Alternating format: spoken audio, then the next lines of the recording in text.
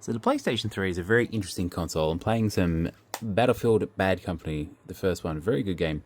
And what's interesting about the PlayStation 3 is that it's kind of stuck in the 2000s a little bit, and I'll explain why. So the controls on games were in a weird transition period, especially for first-person shooter games. During the PlayStation 2 era, a lot of games were very platformer, sort of action, hack and slash, and first-person shooting games on PlayStation 2 didn't come out very often. There was a few later on, but it's you had like your Medal of Honor and stuff like that. But beyond that, there wasn't that many compared to nowadays. It's like every fucking game's a first-person shooter game. But at the time, in the PlayStation 3, this game and Killzone 2 are two games that I know for a fact have very strange control schemes. Like this, for example, I'm in a vehicle here in this battlefield, and guess what? To accelerate, you press L1. That doesn't make any sense. That would not happen nowadays. So nowadays, whether you're playing Call of Duty, Battlefield, fucking Overwatch, Apex Legends, whatever it is, right? The control button layout is basically the same across every first-person shooter game now.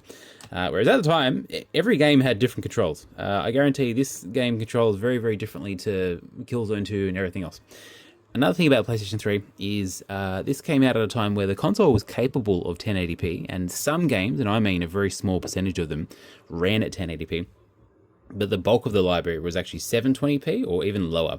So, on this video on the phone screen, it doesn't look too bad. But in real life, in person, this is on a 30-inch monitor. This looks very jaggy as well. And we were just used to that at the time. Even blown up on like a bigger TV, at the time, we didn't give a shit. It was all good. Not to mention every game barely ran at 30 FPS.